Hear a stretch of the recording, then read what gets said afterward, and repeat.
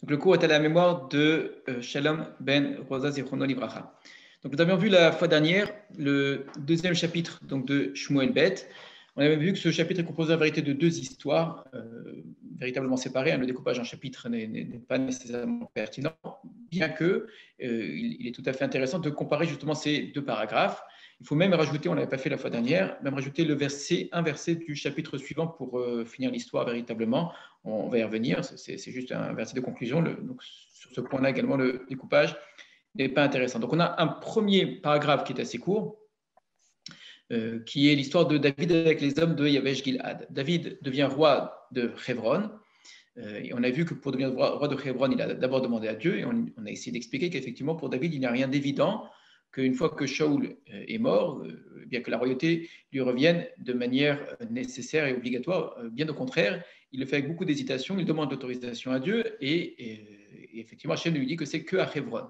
En même temps, il ne retourne pas à Bethléem, ce qui prouve bien que ce n'est pas quelqu'un qui retourne chez lui à la maison, c'est déjà un début de royauté, mais un début de royauté qui ne veut pas, qui ne peut pas, qui ne se permet pas de prétendre de remplacer la royauté de Shaoul. Alors, quand on lit ça, on se demande, oui, mais Shaoul est mort, qu'est-ce qui peut bien se passer? On va le découvrir juste dans la suite, c'est qu'effectivement, il reste un fils de Shaoul dont on n'avait pas du tout entendu parler, qui probablement est très jeune, qui va être nommé roi, comme on va le voir à nouveau. Alors, c'est très important cette idée que la royauté de David n'est pas imposée par David, et évidemment n'est pas imposée par Dieu lui-même. David, pourtant, avait été nommé par Dieu, il avait été oint, Hachem en avait fait de son Mashiach depuis bien longtemps, ça ne change rien. Ce qui prouve bien, si Hachem ne lui dit pas va régner sur tout Israël, ça prouve bien qu'il y a un temps à prendre en considération. David en est conscient, David l'accepte complètement. J'insiste encore une fois là-dessus, puisqu'on va le voir que ça n'est pas malheureusement évident pour tout le monde. Et donc, ce qu'on nous raconte, première histoire, c'est que les gens de Hebron, donc ce sont les gens qui l'ont nommé comme roi, qui veulent de lui comme roi. Ça aussi, c'est un point important sur lequel on avait insisté. Il ne suffit pas que Dieu le nomme, il faut que le peuple le veuille, et c'est ce qui se passe ici. Eh bien, pense bien faire en disant que les hommes de Yavesh Gilad ont tout fait pour honorer la mémoire de Shaoul, jusqu'à mettre leur vie en danger, pour aller enterrer sa dépouille ainsi que celle de ses fils. Parce que, évidemment, ils représentent, les hommes de Yavesh Gilad, une sorte d'opposition possible à sa royauté, puisqu'ils sont, on va dire, les hommes les plus attachés à la royauté de David. Et au lieu bien de faire comme beaucoup d'autres rois l'auraient fait dans cette période et jusqu'à aujourd'hui, c'est-à-dire de réduire l'opposition au silence, de l'opprimer ou quoi que ce soit pour bien lui faire comprendre que c'est lui le chef, bien au contraire, il leur envoie un message d'immense respect. Le terme chesed est très important, il reconnaît le chesed qu'ils ont fait envers Shaoul, il demande qu'il soit béni par Hachem.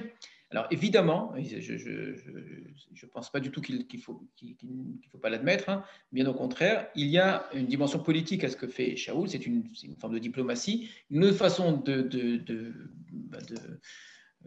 gérer ses opposants, c'est au contraire d'essayer d'en faire de ses amis, et donc il y a peut-être effectivement de cela, probablement de cela dans l'esprit de David, mais c'est de loin insuffisant pour expliquer l'attitude de David, et l'un n'empêche pas l'autre. On peut très bien agir en bon diplomate et en même temps être sincère dans ses pensées, et c'est ce que je pense fait clairement David, à travers les mots qu'il utilise, le fait qu'il utilise le nom d'Hachem, etc., va plutôt dans le sens que il voit en eux des gens bons, des gens qui sont très bien, et à ce titre-là, de la même manière qu'ils ont été fidèles à Shaoul, ils peuvent tout à fait être fidèles à David. Ce qu'ils ont montré, en fait, c'est une forme de fidélité.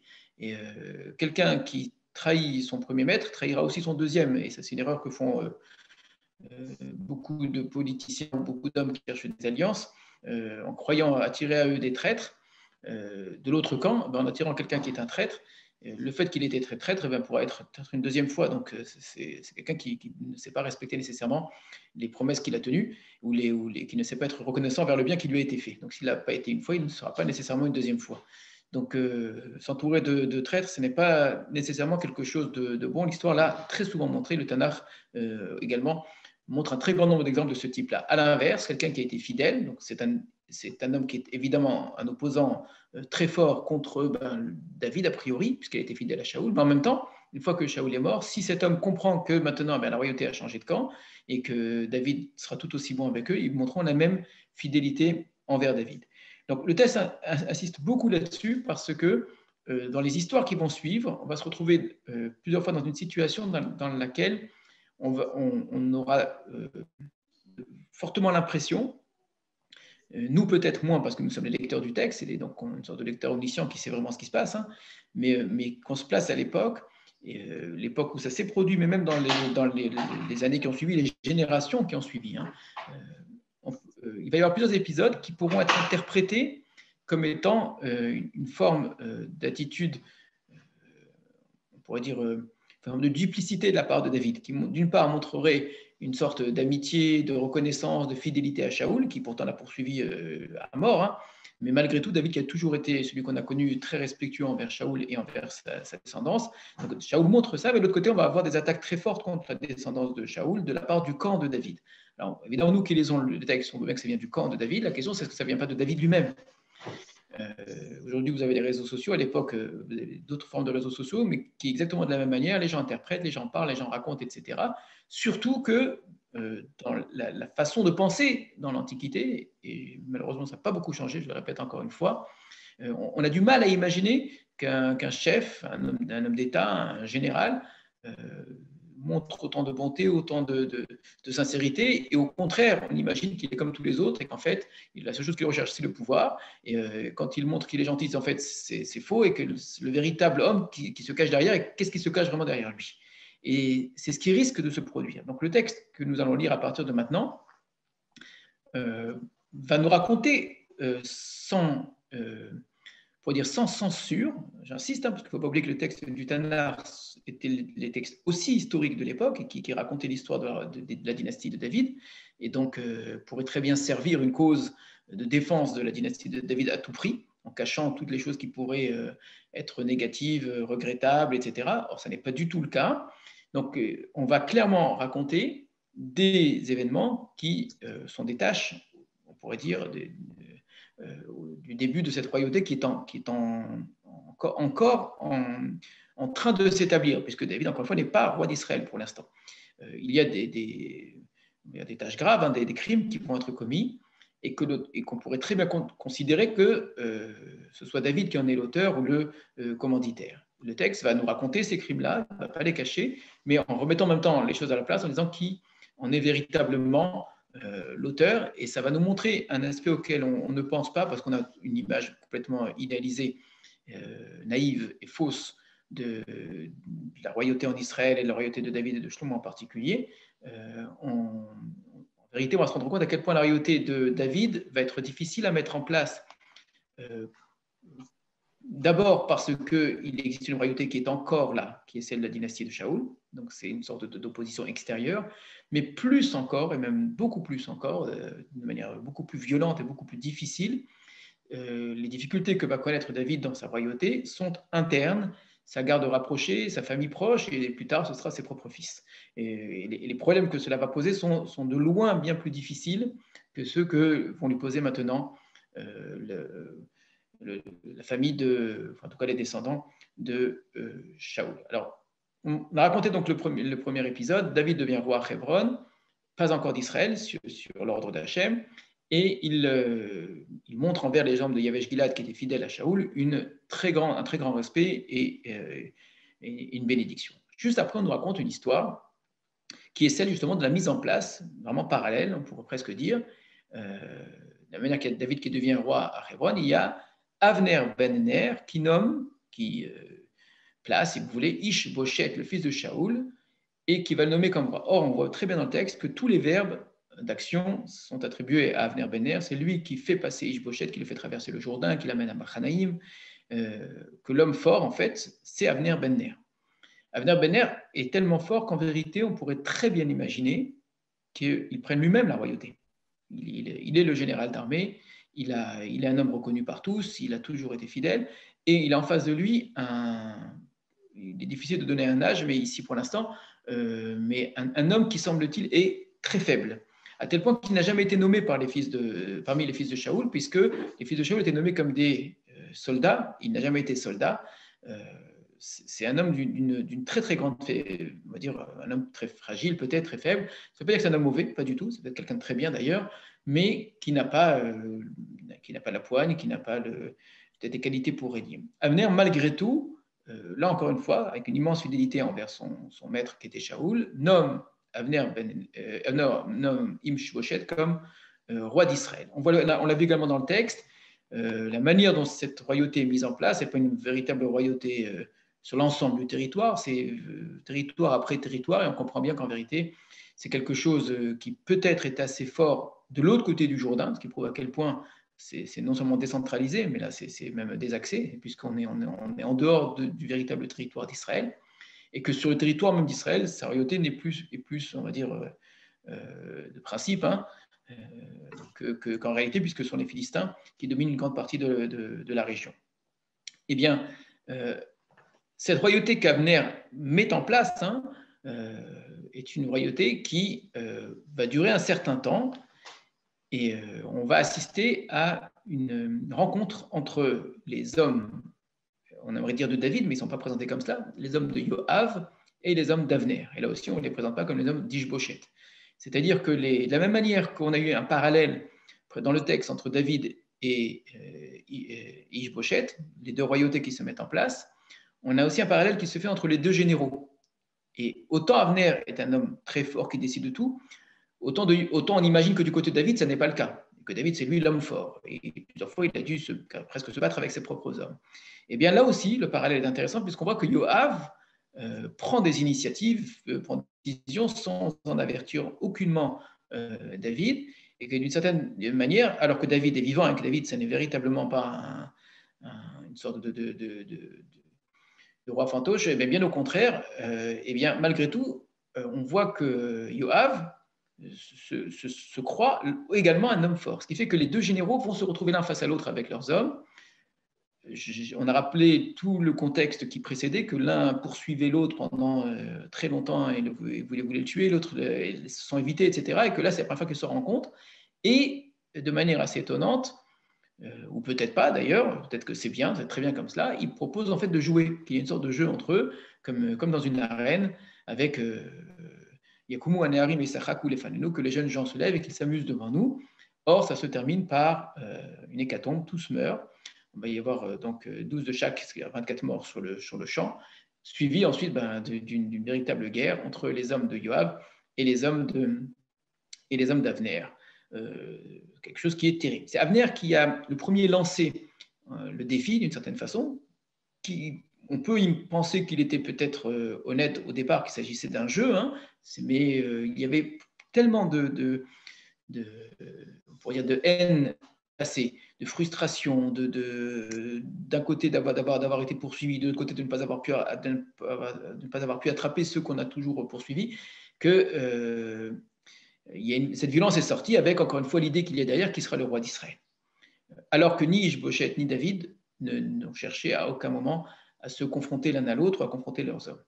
Et c'est une première guerre dans le livre de Shmuel qui est fratricide entre le peuple d'Israël. Malheureusement, ça n'est pas la première dans le Tanakh, il y en a une bien plus violente, au même endroit en vérité. C'est intéressant de remarquer, dans cette vallée de Binyamin, où la tribu de Bénin a failli disparaître. C'est toujours le même endroit.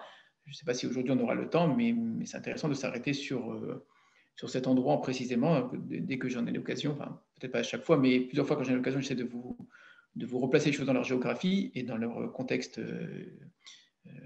du Tanakh, c'est-à-dire les différents liens qu'on a dans le Tanakh au sujet d'un endroit, qui est extrêmement intéressant.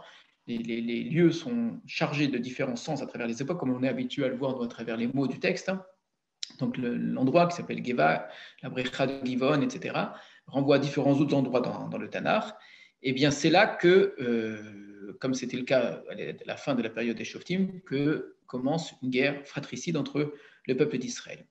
Il y a le frère de Yoav qui meurt en poursuivant Abner, en étant sûr qu'il arrivait à atteindre Abner, et Abner a tout fait pour l'éviter, pour ne pas avoir le tué, en lui conseillant fortement de ne pas le poursuivre, parce qu'il savait qu'il était bien plus fort que lui, et avec une force et surtout une agilité incroyable, il a réussi à le tuer pour se défendre, évidemment, lui, de ne pas tomber sous les coups de Assaël.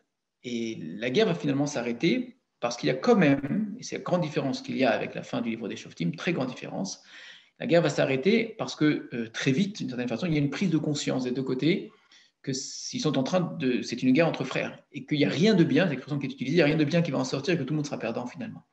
C'est important parce que ça prouve à quel point on est sur le fil du couteau. D'une certaine façon, on ne s'attendait pas à ce que ça dérape aussi vite, avec telle violence, on ne s'attendait pas du tout à cela. Mais en même temps, une fois que ça a dérapé, ça renvoie à tellement de choses qu'on peut se dire, bah oui, mais dans ce cas-là, ça ne s'arrêtera plus. Eh bien non. En quelques versets, il y a un déferlement de violence, en quelques versets, c'est réglé. Donc il y a une blessure, la couture est faite rapidement, et on espère que ça va tenir et que ça va cicatriser, que pour la suite, ça va s'arranger. On imagine bien que chacun retournant chez soi, ça n'est pas non plus le calme plat et que les choses ne vont pas faire comme si de rien n'était. Je le répète, ni Ishbosheth ni David ne sont courants de ce qui s'est passé. Alors, Ishbosheth, je vais vous dire, ça n'a pas tellement d'importance, puisque ça ne changerait pas grand-chose à ses prises de position. David, par contre, peut très bien réagir par rapport à cela.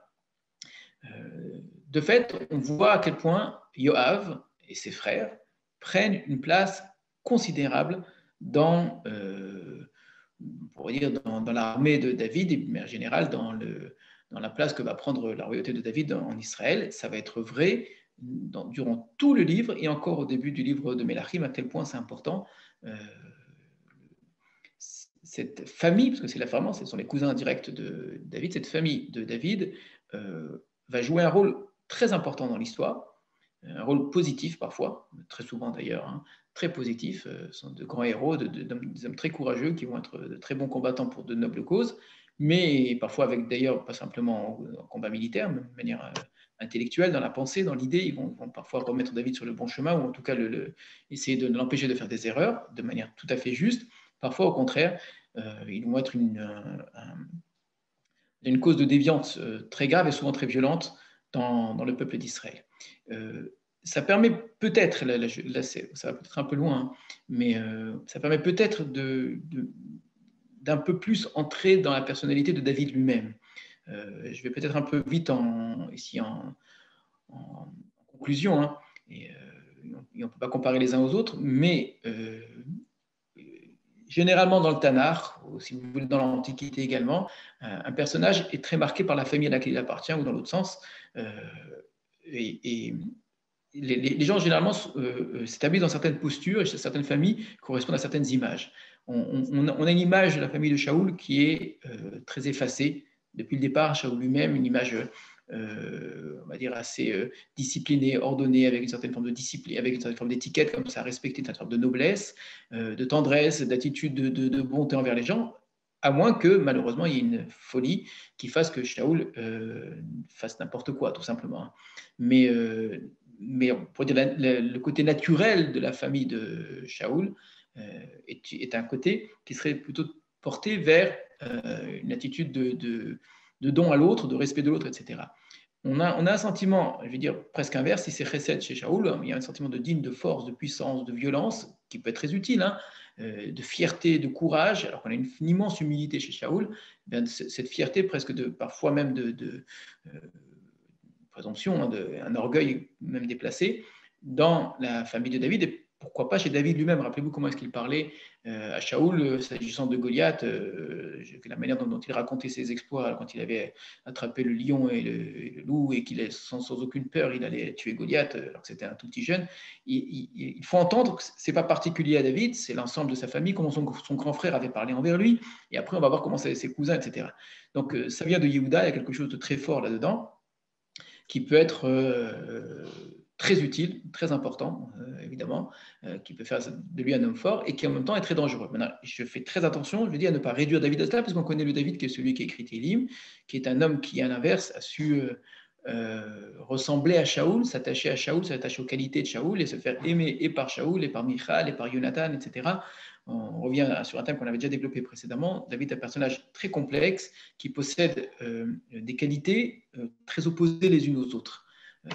À la différence de Shaoul, chez qui ça crée une sorte de dédoublement de la personnalité, c'est-à-dire qu'il n'arrive pas à vivre en harmonie entre des personnalités différentes.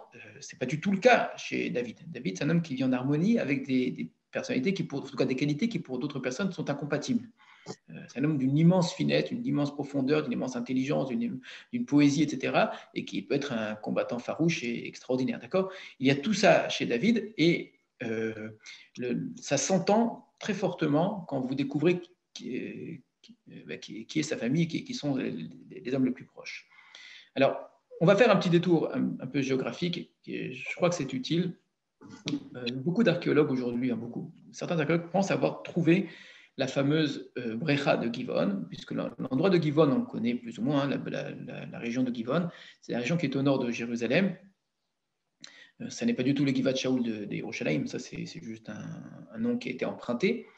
Givat Shaul, c'est un quartier de Jérusalem aujourd'hui, mais la vraie Givat Shaul est beaucoup plus haut, beaucoup plus au nord.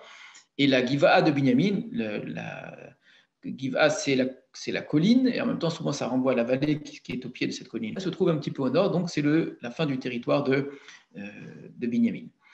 Il y a des recherches qui ont été faites dans cette région-là, et on a trouvé exactement une sorte de citerne, donc qui correspond en tout point à une brecha, et dont la datation qui a été faite, sans aucun doute, la renvoie à l'âge de bronze.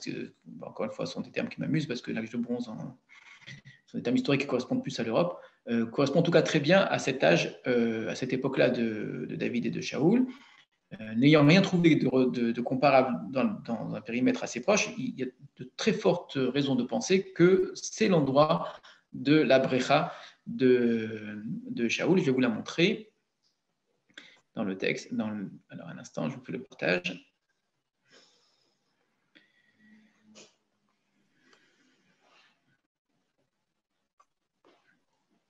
Voilà, c'est une photo que vous pouvez trouver sur Wikipédia, elle existe dans d'autres endroits. Ça ressemble c'est vraiment très ressemblant à des on pourrait dire à des forages qui existent aujourd'hui, où vraiment on a l'impression que c'est cimenté, alors qu'en fait c'est extrêmement ancien. Et c'est même plus complexe que ça, parce qu'il y a une sorte de petite entrée avec des escaliers qui permettent d'entrer à l'intérieur, puisqu'en fait cette brecha, il semble qu'on en parle également dans d'autres lieux dans le Tanakh, c'est peut-être un endroit qui a servi à entrer à Givon et à se cacher dedans, et jusqu'à même la destruction du temple, ça va encore jouer un rôle. La première fois on nous parle de Givon, j'aurais aimé vous interroger pour savoir si vous le savez, c'est dans le livre de Yehoshua, au tout début du livre de Yehoshua, donc ça joue un rôle très important en termes symboliques, puisqu'il s'agit de l'entrée en terre d'Israël. En terre d'Israël, il y a une ville qui joue un rôle essentiel, une ville, on va dire, le mot symbole est même faible, hein, une ville qu'il faut presque qui représente même l'entrée du peuple d'Israël en terre d'Israël, qui est la ville de Yéricho, qui a été vaincue de manière miraculeuse en tournant autour de Yéricho, en sonnant du chauffard, etc. Juste après cela, il y a une autre ville qui va être la ville de Haï, et à ce moment-là, Israël est en train d'entrer et commencer à gagner des guerres extraordinaires, d'accord. Et là, se passe une histoire assez étrange des Givonim, sur laquelle on est revenu plusieurs fois, qui sont en vérité des habitants des Cananéens, qui habitent juste à côté de là où est le campement de Yehoshua dans le Gilgal, et qui vont se faire passer pour des gens qui viennent de loin. Aujourd'hui, on dirait des migrants, d'accord, et en faisant croire qu'ils sont venus parce qu'ils ont entendu les grandeurs du Dieu d'Israël et qu'ils veulent s'associer au peuple d'Israël, etc. Le peuple d'Israël est pris d'admiration, les prend sous sa coupe, vraiment, et signe une alliance avec eux. Ça va très vite, hein, ils n'en avertissent même pas Yehoshua, Yehoshua suit, alors qu'en fait, c'est une ruse. Ces gens-là habitent juste à côté. Ils savaient qu'Israël ne ferait pas d'alliance avec les Cananéens, et donc ils ont décidé de ruser. Malgré tout, bien que ce soit une ruse, bien que ce soit une tromperie, hein, le peuple d'Israël va respecter son contrat, et Givon va être attaqué par les Cananéens pour avoir fait une alliance avec Israël. Et Yoshua va défendre les Givonim, mais c'est lors de la défense des Givonim, on n'y pense pas, mais c'est vraiment cela, que va se faire la conquête d'Israël. On va conquérir Israël dans un combat qui est celui d'une défense des Givonim au départ. C'est ça qui va être les peuples du nord d'Israël vont attaquer Yoshua et son armée, pardon, les Givonim. Yoshua et son armée vont défendre les Givonim, et par là, vont poursuivre les différents rois et conquérir une grande partie du pays. Alors, les Givonim ensuite vont être dans un statut qui est un petit peu particulier, parce qu'en même temps, ils ont trompé Israël, donc on les considérait comme des gens qui se seraient, aujourd'hui on dirait convertis, c'est pas le terme, qui véritablement se seraient intégrés au peuple d'Israël. Ça n'est pas possible, parce que ça n'est pas leur véritable intention. De les considérer comme des gens qui sont des traîtres, ce n'est quand même pas le cas, et donc ils vont être dans un statut un petit peu particulier, très proche du sanctuaire, c'est intéressant. qui vont servir au sanctuaire, ils vont être, on pourrait dire, des serviteurs du sanctuaire pour des choses qui sont d'ordre matériel, aller chercher de l'eau, ramasser du bois, etc. etc. Eh bien, le territoire de Binyamin est celui de Givon, c'est les deux territoires, et c'est là aussi que va se produire à Givon la terrible histoire de Plégesh Bagiva. C'est peut-être pas Givon même, mais c'est en tout cas dans cette même région. Eh bien, on a trouvé dans cette région cette brécha-là, cette piscine-là. Donc, on peut très bien imaginer, c'est pas très profond, hein, c'est quelque chose qui, là où je suis, vous avez déjà un dater, Avner qui est assis ici, Yoav qui est assis là, et volontairement, je vous mets là, donc le nord et le sud, et au milieu, les 24 combattants, et ça se termine par une hécatombe. Voilà pour la petite image sur une carte. Donc là, vous avez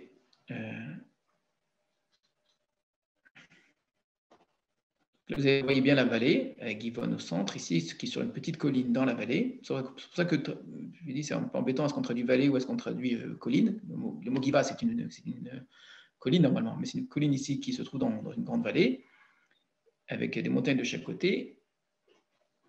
Vous avez Bethléem qui est là. Vous n'avez pas Jérusalem, parce qu'à cette époque, Jérusalem ne joue pas un rôle très important. Vous avez le Jourdain. Jérusalem est entre les deux. Je vais vous montrer une carte actuelle pour ceux et celles qui connaissent mieux la carte actuelle. Donc vous avez Jérusalem qui est ici. Donc vous avez une ville arabe qui est connue qui s'appelle Kalandia qui est ici. Givat Zeev qui est juste à côté. On l'a exprès, ils l'ont appelé Givat Zeev, ceux qui connaissent l'endroit. Givat Zeev, c'est la colline du loup. Loup, c'est l'animal représentatif de la tribu de Binyamin. Donc c'est une façon de parler de Givat Binyamin en vérité. Vous avez Pisgat Zeev, etc., qui sont toutes dans cette région-là pour les mêmes raisons. Alors, je ne sais pas exactement, c'est à quelques kilomètres en vérité, quelques dizaines de kilomètres de Jérusalem. Et on va regarder maintenant les autres endroits qui nous intéressent dans ce chapitre. Vous l'aurez remarqué, j'ai utilisé une carte qui vient du site atanar.com. Il vous suffit de chercher le chapitre. Vous avez sur chaque chapitre toutes sortes de cours qui vous sont proposés. Et je crois même qu'il existe une version anglaise, pour ceux qui ne comprennent pas l'hébreu, et puis vous avez la possibilité d'avoir accès à une carte du chapitre, dans le cas où il y a des choses intéressantes à voir. Alors vous avez Hebron, qui est la capitale du sud, la capitale de Yehuda, qui est une capitale historique très importante, parce que c'est là que sont enterrés Abraham, Yitzhak et Yaakov. Donc que David devienne roi à Hebron, ça joue un rôle très important, c'est-à-dire il s'enracine dans l'histoire d'Israël. À tel point qu'on pourrait même imaginer d'ailleurs que la seule ville importante pour l'histoire ne soit que Hebron. Qui va imaginer qu'il y aurait une autre ville, d'accord ? Il existe une autre ville en vérité qui est celle de Shrem, qui sont les deux endroits qui ont été achetés dans le livre de Bereshit par nos ancêtres, Hebron et Shrem. Hebron, c'est Abraham qui a acheté la grotte de Kiryat Arba, et Shrem, c'est un endroit qui a été acheté par Yaakov.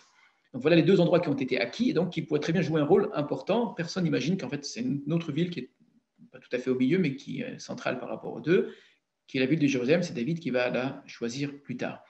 Donc, à ce moment-là, Jérusalem ne joue pas du tout ce rôle-là. C'est une ville qui n'appartient même pas au peuple d'Israël. Donc, venir à Hebron, c'est s'ancrer dans une histoire très ancienne, s'ancrer dans vraiment l'histoire d'Israël. Mais en même temps, c'est trop marqué par rapport à Yehuda, et ça s'oppose à l'autre ville qui est Shrem, qui est Yosef.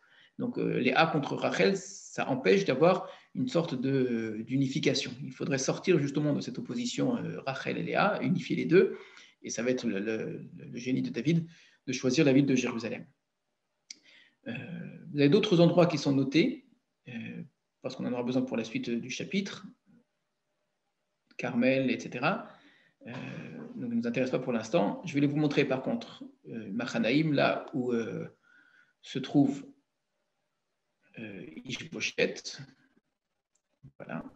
C'est l'autre côté du jardin, Machanaïm. Là, vous avez le Gil'ad. Yavesh Gil'ad se trouve ici. Donc, les gens de Yavesh Gil'ad, on les a vus, ceux qui ont été très fidèles à Shaoul. Et bien, vous voyez qu'en allant à Machanaïm, non seulement on quitte Israël, on se retrouve proche de ce territoire-là qui devient un véritable territoire opposé à David et duquel Avner espère rayonner sur l'ensemble du territoire d'Israël. Mal lui en prend puisque c'est à l'endroit même est celui de la ville originaire de Shaoul, que va se faire l'opposition la plus forte, la plus violente avec les hommes de Yoav. C'est la provocation de Yoav d'être allé à Givon, à la ville de Shaoul, est très forte, et il gagne finalement à cet endroit-là même. Donc ça oblige Avner à se replier sur l'autre côté du Jourdain, qui, je le répète, n'est pas le territoire d'origine d'Israël. Machanaïm, il est ici. Pardon, excusez-moi. Machanaïm a joué un rôle dans l'histoire, déjà, plusieurs reprises.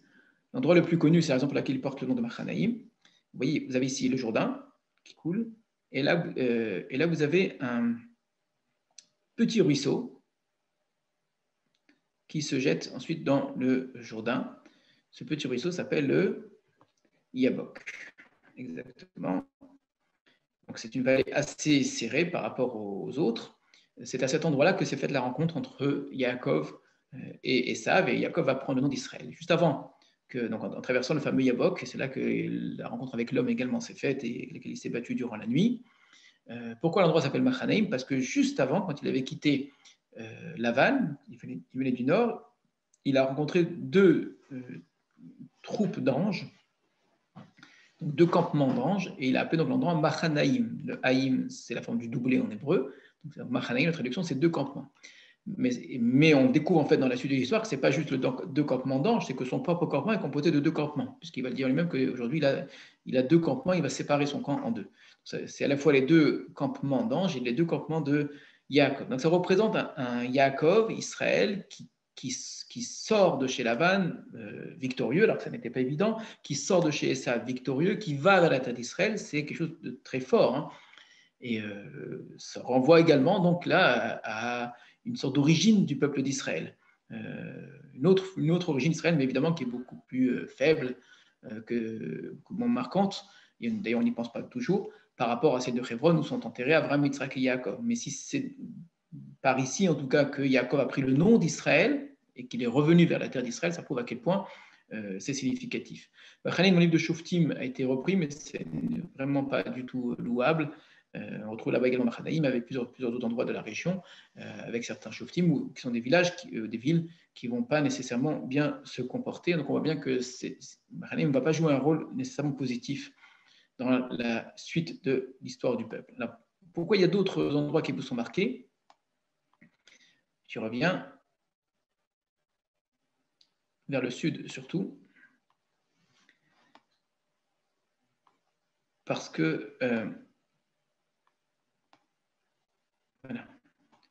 Vous avez ici Israël de Yehuda, puisque le Israël qui est connu, c'est la vallée d'Israël qui est beaucoup plus au nord. Le Carmel de Yehuda, parce qu'il y a un autre Carmel qui est connu, qui est le Carmel qui se trouve aujourd'hui du côté de Tel Aviv, etc. Donc ces deux noms, Israël et Carmel, sont des noms qu'on retrouve ailleurs. Alors, on suppose qu'il en existe également Yehuda, puisque c'est la fin du chapitre, on va nous parler des femmes de David et des enfants qu'il a eus avec ces différentes femmes. Elles sont souvent rattachées à des lieux. Donc Naval à Carmélie, rappelez-vous, Naval du Carmel, c'était un homme de Yehuda, ce serait cet endroit-là, et jusqu'à aujourd'hui, vous avez un village qui s'appelle Carmil en arabe. C'est vrai d'ailleurs pour la Giva également, vous avez un petit village à côté qui porte un nom qui est très proche. On a retrouvé beaucoup de lieux anciens du Tanakh grâce aux noms arabes des villages qui ont gardé assez souvent les traces de ces noms du Tanakh. C'est assez intéressant. Alors revenons justement à notre chapitre.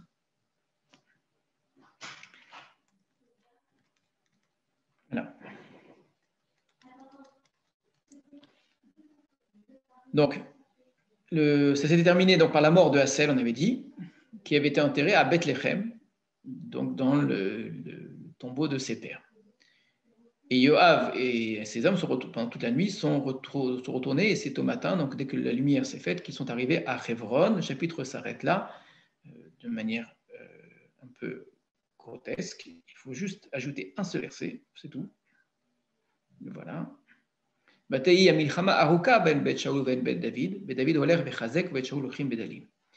la guerre fut longue entre la maison de Shaoul et la maison de David, et David allait en se renforçant et la maison de Shaoul allait en s'affaiblissant.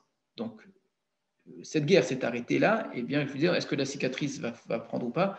Malheureusement, elle va être rouverte sans que le texte nous raconte les détails, pas du tout. Mais ça a été assez long. Il ne faut pas y voir non plus, j'imagine, de très grandes guerres, autrement le texte nous l'aurait raconté. Ça doit être plus des petites escarmouches ici ou là, avec probablement des victimes, mais plus des, on va dire, des provocations, des embêtements, etc.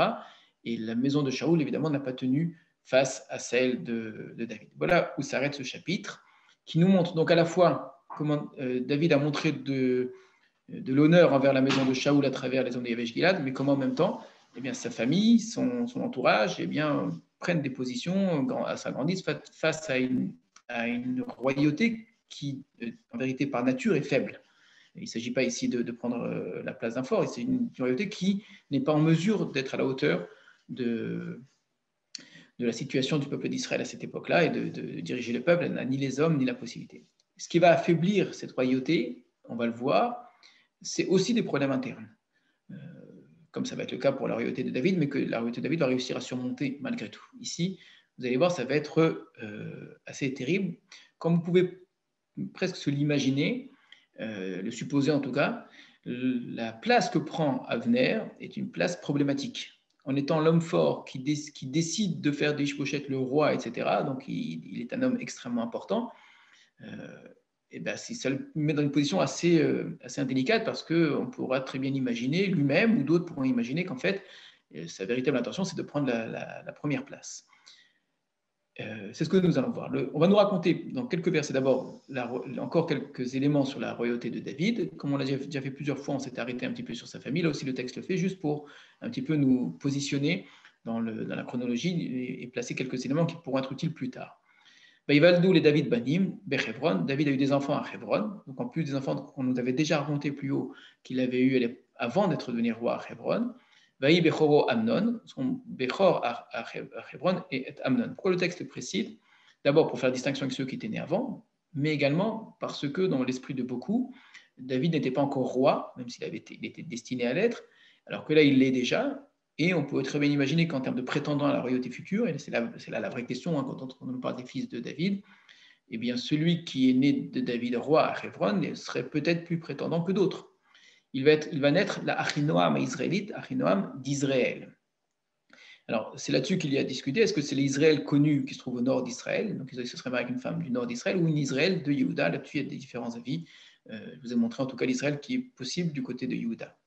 Ou Mishneu Kilhav, et son deuxième, donc le deuxième frère, le deuxième demi-frère, en fait, c'est Kilhav, c'est très proche du nom Kalev, qui est un des noms importants de la tribu d'Yehuda, je le rappelle, qui était celui de l'explorateur le seul explorateur avec Yehoshua qui avait du bien la terre d'Israël, il s'appelait Kalev, donc ça reste un nom qu'on retrouvera très souvent d'ailleurs dans les lignées de Yehuda. Lui est né à Avigaïl, qu'on connaît, Eshet Naval à Carmélie, de Naval de Carmel. Là-bas, on avait dit d'ailleurs que Naval était descendant probablement de Kalev, et c'est une façon de porter ce nom-là aussi. Shlishi Av Shalom ben Maacha, et le troisième s'appelle Av Shalom. Av, le terme Av, père, renvoie très souvent dans les prénoms comme en vérité un nom qui renvoie à Dieu lui-même. Donc c'est Dieu qui fait la paix ou le Dieu parfait, etc. Ben Maacha, le fils de Maacha, dont on n'a jamais entendu parler, Bat Talmaï, Meler Geshur, fille de Talmaï, Meler Geshur. Et donc on voit ici le premier mariage entre un roi d'Israël et une princesse d'un peuple étranger. Alors évidemment, on vous dira, elle s'est convertie, etc. Vous imaginez bien. Et il n'en demeure pas moins que pour aller la chercher là-bas, on ne nous a pas raconté qu'elle a fait comme route et qu'elle est venue, etc.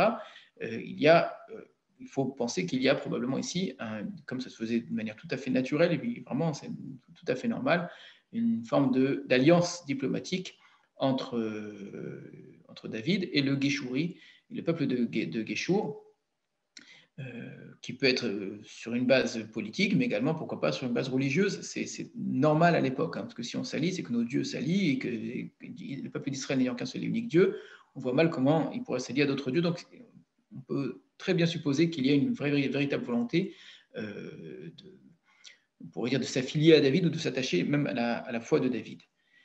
Là encore, c'est très important parce que si c'est le troisième, il n'a pas de raison, surtout qu'il y en a eu d'autres avant, de prétendre à la royauté, mais en même temps, s'il est le fils d'un petit-fils d'un roi, eh bien oui, là par contre, il aura plus de raisons. On retrouve évidemment des vieilles histoires qu'on a connues dans le livre de Béréchid entre les 4 fils aînés de Yaakov, fils de Rachel, fils de Léa, fils de Bilha, fils de Zilpa, etc., etc.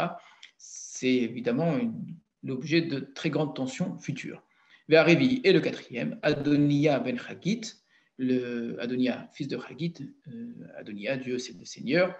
Ve'achamishi, le cinquième, Shefatia, Dieu juge, fils de Avital. On ne connaît pas toutes ces femmes-là de David. On voit qu'il a plusieurs femmes, chacune ici avec un aîné. Ça va jouer un rôle évidemment important pour la suite. Ve'ashishi Yitream, les Egla, Eshet et David. Ele Yuledou, les David, Bechevron. À Egla, Eshet et David, c'est intéressant de voir que Egla, le nom de son père n'est pas nommé, alors que ce n'est pas le cas pour les autres, en tout cas aussi, ce n'est pas le nom de leur père, elles sont associées à quelque chose. Egla, simplement la femme, d'ailleurs on l'appelle femme de David. Egla, femme de David. Certains midrashim existent là-dessus, sur lesquels je ne vais pas revenir, sur qui est Egla, justement. Certains vont dire c'est Michal ou d'autres, sans entrer là-dedans. Le fait qu'on l'appelle Eshet David, ça prouve que lui, parmi toutes ces femmes, celle avec laquelle peut-être il vivait le plus, qui est considérée comme sa femme, c'était cette fameuse Egla. Voilà pour un petit texte. Alors, nous, évidemment, face à cela, on a du mal à comprendre qu'un homme se marie avec autant de femmes, pas simplement par rapport à nous, hein, parce qu'aujourd'hui, ça ne se fait évidemment pas, mais parce qu'on est dans le Tanakh, on n'est pas tellement habitué à ça. Il faut remonter à Yaakov. Enfin, ça fait vraiment très, très, très, très, très, très loin. On a toujours dit que la polygamie était autorisée. Les exemples de polygamie ne sont vraiment pas si nombreux que cela. En tout cas, lorsqu'ils apparaissent, ils ne sont jamais heureux. Donc, regardez Aaron, regardez l'histoire du peuple d'Israël jusqu'à maintenant.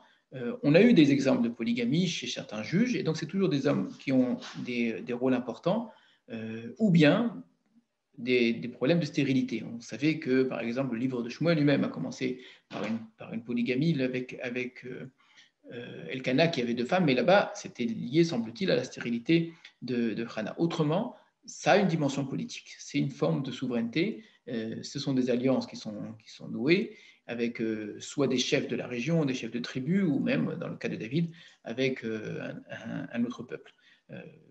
Il ne s'agit évidemment pas de justifier ou pas, c'est un fait ici historique qui, comme on va le voir, n'a jamais été heureux. Ça a toujours été source d'énormes tensions, parfois entre les femmes elles-mêmes, parfois avec l'homme, et toujours en tout cas avec les enfants. C'est ce qu'on verra plus tard. Donc on revient à ce qu'on était en train de dire, et ce fut justement lorsqu'il y a eu cette guerre, la Ben Bet Shaoul, Ben Bet David, entre la maison de Shaoul et la maison de David. Et Avner se renforçait, lui, dans la maison de Shaoul. Donc David était plus fort que la maison de Shaoul. La maison de David était plus forte que la maison de Shaoul. Dans la maison de Shaoul, Avner était aussi l'homme qui prenait de plus en plus de place. Ou Shaoul Pilegesh. Or, Shaoul avait eu une Pilegesh, dont on n'avait jamais entendu parler, une concubine, Ushma Ritzpa Vat Aya, qui s'appelait Ritzpa, fille de Aya, Vayomer El Avner. Et il a dit à Avner, c'est qui ce il On va le découvrir dans le verset suivant. C'est étonnant que le texte nous l'ait un peu caché comme cela. Madoua batel pilegesh avi. Pourquoi es-tu venu vers la pilegesh de mon père? Alors, on pourrait s'arrêter que à ce verset-là. Le reproche qui est fait à Avner, c'est d'avoir pris la concubine de Shaoul après la mort de Shaoul. Donc, une des veuves, une veuve au sens faible du terme, parce qu'elle n'était pas mariée avec Shaoul au sens habituel, de Shaoul. Ce qui peut être mal vu simplement que si on voit ce texte-là. Il faut savoir que c'est un motif, en fait, récurrent dans le Tanakh, qui renvoie à d'autres textes. J'explique ce qu'on appelle un motif, c'est-à-dire une scène qui se reproduit en différents endroits dans le Tanakh, sous différentes formes souvent, et il est intéressant de comparer les unes aux autres. Prendre les femmes du roi, alors ça peut être du roi défunt, ça peut être du vivant du roi, est une forme ici de remplacement de la royauté. C'est quelque chose qui était presque obligatoire. Et plusieurs choses se faisaient lorsque une nouvelle dynastie se levait. On tuait les descendants de la dynastie précédente pour ne pas avoir de prétendants. Et au su et au vu de tous, il fallait que ce soit connu, on prenait volontairement le harem, les femmes du roi précédent, pas par simple volonté de plaisir, parce que ça se trouve, en réalité, on n'y trouvait aucun intérêt, mais par volonté de soumission. C'était comme on prenait les richesses, etc. On prenait le palais. Et bien prendre les femmes du roi précédent, c'était une forme véritablement ici de soumission, de domination sur la royauté précédente. Cela se faisait parfois volontairement du vivant d'un roi. Et ça rajoutait une forme d'humiliation. Parce que prendre la femme d'un homme, évidemment, c'était quelque chose ici, quelque chose qui est terrible. Et ça rajoutait à l'humiliation. C'est quelque chose qui a tenu très longtemps. Je vous ai déjà raconté, il suffit de lire le Coran, vous retrouvez ça également. Muhammad dans le Coran aussi fait exactement la même chose. Prendre volontairement la femme de ceux qu'il a vaincus, le jour même où il les a vaincus, c'est une forme de domination, de soumission. Et non, donc pas de tuer les femmes, mais de les prendre précisément.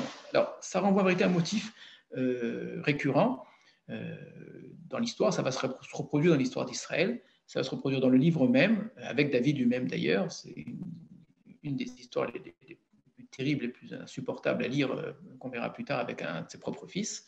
Parce qu'il s'agit de prendre la pilégage de son père, qui est roi alors qu'il est vivant. Donc c'est une forme extrême ici d'infamie, de soumission, d'humiliation qui peut être faite, de montrer qu'on est le plus fort en prenant la femme de celui qui m'a précédé, quitte à ce que ce soit mon propre père. Donc on rajoute au crime et ici aux mauvaises mœurs. Mais c'est également ce qu'on peut entendre, au moins de manière légère, dans les mots de Pharaon.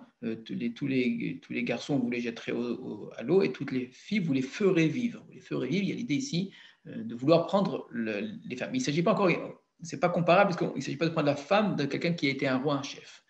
Ça renvoie par contre à un texte qui est très gênant du livre de Bereshit, à tel point que nous on dit qu'on n'a pas le droit de le traduire en public, qui est ce qu'a fait de manière très confuse Réhouven envers son propre père, puisque dans le texte, c'est écrit qu'il a pris la Pilégesh, la concubine de son père, Bilha.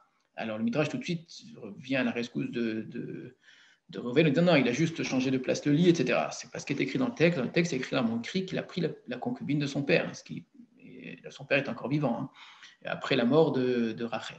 Donc, il faut expliquer. Là, je ne fais que renvoyer au texte. Évidemment, ça mérite une nombreuse explication. J'essaie juste de vous montrer que toutes ces occurrences-là sont liées les unes aux autres. Et ça n'est pas, on pourrait dire, une sorte d'incartade. On reprocherait à Avner d'avoir rejeté ses yeux sur une jolie femme qui se trouve être la veuve de son précédent maître. Dire cela, c'est une façon de dire que ta volonté est de prendre la place véritablement de mon père. Donc c'est une vraie attaque en règle contre Avner en disant tu prétends être le futur roi. Vaïchar l'Avner Méod. Avner s'est mis très en colère. À l'hébreu Ishboshet, au sujet des paroles d'Ishboshet, Vayomer, et il lui a dit, regardez comment le texte est assez cru, Harosh Kelev Anochi Hachel Yehuda, suis-je une tête de chien de Yehuda? Donc c'est une double insulte, de chien et de Yehuda. Hayom David. Voilà qu'aujourd'hui, il faudrait comprendre, jusqu'à aujourd'hui, mais encore aujourd'hui, en ce moment même, je ferai du bien, dans le sens j'ai toujours fait du bien avec la maison de Shaoul, ton père, et avec ses frères, et avec tous ses amis, avec toute sa cour, quoi. Et je ne t'ai pas himtsiticha, on pourrait traduire, je ne t'ai pas livré, je ne t'ai pas rendu à la main de David. C'est-à-dire, si aujourd'hui tu n'es pas dans les mains de David, c'est juste parce que je l'en ai empêché.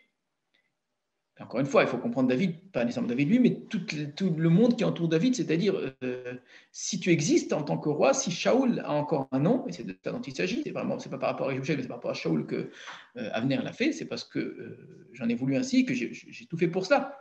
Et tu viens me reprocher à l'inverse de vouloir prendre sa place. Vatifkod alay avon aisha, ayom, et tu me comptes aujourd'hui la faute de cette femme-là aujourd'hui. Donc, tu te rends compte de ce que tu es en train de faire. Tu me reproches quelque chose alors que j'ai toujours fait le contraire. En termes symboliques, j'ai fait le contraire. C'est-à-dire, le symbole de ce que tu me reproches, c'est de vouloir prendre la place de ton père, comme si c'était moi le roi, alors qu'en fait, j'ai fait exactement le contraire. J'aurais pu l'être si j'avais voulu, d'une certaine façon. Ou j'aurais pu te donner à David, il m'aurait donné un très haut poste. Et plutôt que cela, je me suis rabaissé et je me suis, au contraire, battu pour Shaoul. Alors, la phrase de Avner est à lire avec il y a beaucoup de précision. Mais est-ce qu'il l'a fait ou est-ce qu'il ne l'a pas fait? Il avoue sa faute, il avoue en tout cas ce qu'il lui reproche, ou bien il cherche à dire mais c'est totalement faux. Alors, on peut le lire de deux façons. C'est-à-dire, comment peux-tu imaginer que j'ai fait une faute pareille, Tifkod, Alay, Avon, Aïcha, tu me comptes la faute alors qu'aujourd'hui je t'ai toujours montré le contraire. C'est-à-dire, tu me connais, comment quelqu'un d'aussi fidèle que moi puisse faire une chose qui soit aussi traître? C'est pas possible, donc c'est faux. Ou bien, et si vous regardez bien la grammaire, on a un petit peu ce sentiment-là, va tifkod alay avon aïcha, et tu me comptes aujourd'hui la faute de la reine. Quoi, tu me comptes? Non pas tu m'accuses, mais tu me la comptes, c'est-à-dire tu m'en fais le reproche. C'est-à-dire tu n'as pas à me reprocher cela, ce n'est pas une faute. Je l'ai fait, mais ce n'est pas une faute. Alors, les deux lectures sont vraiment possibles, hein, parce que si c'est avon comme il le dit, on voit mal avouer une faute, d'accord? S'il reconnaît qu'il a bien fait de le faire, il ne va pas appeler ça avon. Mais en même temps, s'il ne l'a pas fait, alors pourquoi est-ce qu'il dit Vatif Code? Il aurait dû dire tu m'accuses, d'accord? Donc on est un petit peu embêté. Les deux lectures se valent, hein, j'ai l'impression. Dans un cas, c'est une faute grave. Pourquoi c'est une faute grave? Elle est veuve. Donc de toute façon, il ne s'agit pas de prendre une femme mariée. Mais il y a un interdit de la Torah de prendre une femme d'un roi, même après sa mort. Par respect pour le roi, de la manière qu'on ne touche pas au corps du roi, on n'a pas le droit d'insulter, etc. On n'a pas le droit d'utiliser les objets d'un roi, etc. Eh bien, prendre la femme, la veuve d'un roi, est un interdit de la Torah, ce qui, je le répète, faisait partie presque des nécessités des rois de l'époque. Obligatoirement, même si on n'en voulait pas, on prenait la femme du roi précédent, d'accord? Même si on ne la regardait pas et on l'enfermait dans un harem loin de ses yeux. Mais il fallait qu'elle devienne la roi du nouveau roi. Donc, soit on considère qu'effectivement, cette femme-là possède ce statut, donc à partir de là, c'est une faute grave, en vérité, qu'a commis Avner, soit la Pilegesh n'est pas à considérer comme une véritable femme. C'est quoi le statut d'une Pilegesh? La Pilegesh n'a pas de Ktuva, elle n'a pas ici de contrat qui la lie de manière forte au mari avec lequel elle se marie, c'est une traduction ici de concubine. Il y a une sorte d'attachement qui est clair, c'est-à-dire qu'elle ne devrait pas qu'aucun autre homme, mais en même temps, le lien peut se couper à tout moment sans que ce soit considéré comme un divorce. Alors, à ce titre-là, peut-être on pourrait considérer qu'elle n'a jamais été mariée à Shaoul, et donc, une fois Shaoul mort, en tout cas de son vivant, certainement pas, mais une fois Shaoul mort, ça ne poserait pas de problème.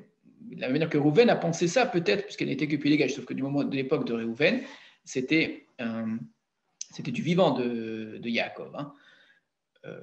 Je rajoute ici donc peut-être effectivement, c'est ce que pense Avner, à tort.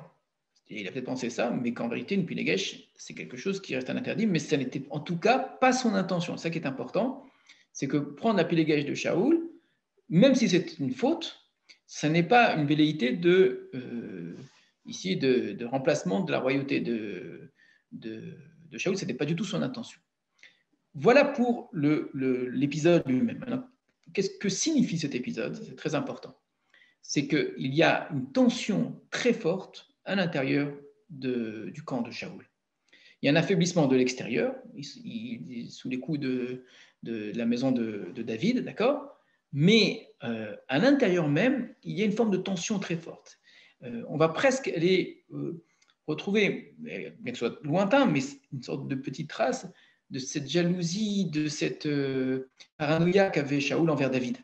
Envers des gens qui sont proches. David était aussi c'était pas le général d'armée de Shaoul, mais c'était un homme fort de Shaoul. Et voilà que Shaoul était très jaloux.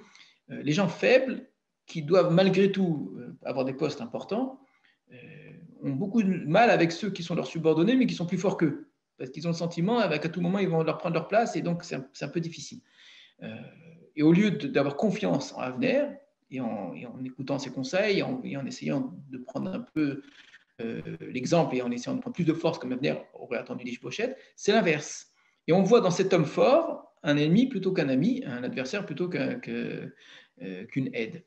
Et c'est ça qui est terrible, c'est que il y a un affaiblissement de l'intérieur et les causes qui ont entraîné la chute de la royauté de Shaoul, hein, qui est un manque de force, un manque de prise de position, un manque de courage quand il fallait, et à l'inverse, une violence irréfléchie, un sentiment de conspirationnisme autour de lui complètement absurde, d'accord, qui ont amené Shaoul dans sa perte et malheureusement le peuple d'Israël avec la terrible défaite contre les Pélichtim. Donc il y a de tout cela là-dedans. Et bien malheureusement, ça ne quitte pas, la maison de Shaoul. Avner, lui, semble avoir traversé toutes ces difficultés en restant un homme fort, un homme fidèle, un homme courageux. Et c'est presque une sorte de pilier sur lequel tenait encore difficilement et fragilement la royauté de Shaoul. Tout ça sur Avner. Et voilà que ce pilier-là, sur lequel tout tenait, eh bien, on vient lui reproche en vérité de tout mettre en danger. Bien mal va lui en prendre à Ishboshet, puisque eh bien, voilà, si finalement il se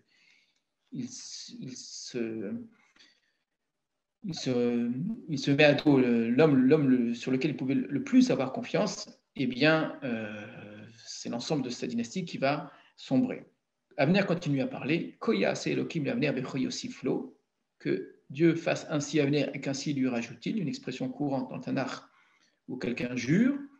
Il jure en disant que ce que j'annonce, c'est une sorte de malédiction, d'accord, une sorte de punition que j'annonce, si elle ne se produit pas, qu'elle se retourne contre moi.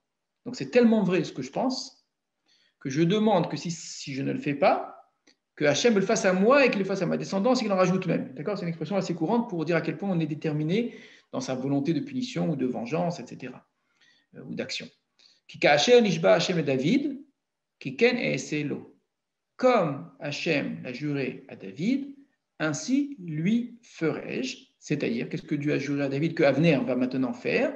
Donc, Avner va être l'élément d'accomplissement de la promesse de Dieu, les ha'avir amamlacha mi bet Shaoul, de faire passer la royauté de la maison de Shaoul, ou les hakim et kissé David, et d'établir le trône de David à l'Israël, sur Israël, vers Yehuda, et sur Yehuda, midan vers Beersheba, depuis Dan jusqu'à Beersheba. Donc la première fois qu'on entend clairement l'idée que David est ou sera roi de Dan jusqu'à Beersheba, donc cette idée d'un roi de tout Israël, c'est dans la bouche d'Avner qu'on l'entend. Extraordinaire, que c'est lui qui dit « Je vais être celui qui va établir la promesse de Dieu que David soit roi de Beersheba ». Alors là, en même temps, ça nous met dans une situation un petit peu difficile, parce que ça voudrait dire qu'en fait, Avner, depuis le début, sait très bien que David va être roi, que Dieu en a voulu ainsi. Alors pourquoi a-t-il empêché la volonté de Dieu jusqu'à présent? Donc pourquoi Avner, qui lui-même dit que la promesse, il y a une promesse, Hachem a promis à David. Donc si Hachem a promis à David, pourquoi est-ce que tu empêches la royauté de s'établir? Et d'ailleurs, on peut aller plus loin, et pourquoi à l'époque de Shaoul aussi tu avais empêché? Parce qu'il avait déjà juré. Alors, sur la période précédente, on pourrait très bien dire que de la même manière que David le pensait, Avner le pensait aussi, que tant que Shaoul était vivant, il ne fallait pas porter atteinte à la royauté de Shaoul parce que Dieu l'avait oint et qu'on ne touche pas loin de Dieu, cette expression qu'avait utilisée David. Donc Avner, évidemment, a toutes les bonnes raisons de le penser également. Mais une fois que Shaoul est mort, voilà, Dieu a juré. Et on voit que Avner sait, et c'est intéressant, que cette promesse de Dieu envers David est encore suspendue tant que le fils de Shaoul est vivant et qu'il peut encore prétendre à la royauté. Il ne faut pas en être étonné en vérité, puisque nous avons vu nous-mêmes précédemment que Dieu lui pense réellement, puisque lorsque David a demandé où est-ce que je vais aller, David n'a pas eu l'idée de dire je vais tout de suite être le roi, et donc il a senti cela, David lui-même. Et Dieu lui-même lui a répondu va à Hebron, ce qui veut dire tu n'as pas à prétendre être le roi d'Israël. Alors c'était pas sous-entendu, à aucun moment David a dit non, il existe encore un homme qui peut prendre sa place, etc., qui peut encore prétendre à la royauté de Shaoul, mais à travers ce non-dit de Dieu, ou cette façon de dire tu ne seras roi qu'à Hebron finalement, Dieu clairement considère que ça n'est pas encore le moment. Donc il y a une promesse divine qu'un jour David sera roi de Dan jusqu'à Beersheba, mais Dieu en même temps fait comprendre que ce n'est pas encore le moment. David sait que ce n'est pas encore le moment, et Avner a compris aussi que ça n'était pas encore le moment. Pourquoi? Et le texte ici ne nous explique rien. On avait cru comprendre que Dieu avait clairement dit à Shaoul que c'en était fini. Alors on a déjà été étonné de voir qu'il a tenu jusqu'à sa mort, hein, mais clairement c'est que ses fils ne prendraient pas sa place. Mais il y a une sorte de continuité à la royauté de Shaoul qui doit se maintenir. Le Midrash va l'expliquer de manière prophétique Hachem l'avait dit à Yaakov quand il s'est fait appeler Israël, juste avant la naissance de Binyamin, d'où est descendant Shaoul, Esther, etc.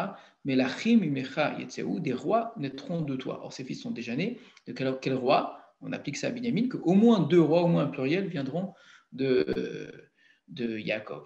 C'est un très beau midrash, très profond, évidemment, qu'il faut mettre en lien. Dans le pshat, c'est peut-être un peu plus difficile à saisir cela. Il me semble, si j'essaie vraiment d'utiliser uniquement les éléments du texte, que ce que ne veut pas David, ce que ne veut pas Dieu, ce que ne veut pas Avner, alors que tous savent, et Avner aussi sait très bien que la royauté de David est légitime, que la royauté de David doit s'établir, que Dieu l'a choisi, mais nul ne veut que cette royauté se fasse par une destruction de la précédente. Un thème qu'on a beaucoup développé précédemment, la royauté de David doit continuer celle de la précédente en se mariant avec Michal, en étant ami avec Jonathan, etc. Et surtout sans jamais être un élément de destruction, ce que malheureusement Yoav a essayé de faire, etc. Et Avner ne veut pas que pour que la royauté de David s'établisse, la royauté de Shaoul soit exterminée, soit détruite. Si Ishbosheth est vivant et qu'on ne lui donne pas la royauté, c'est une façon d'enlever quelque chose qui existe, c'est une forme de destruction, un déracinement.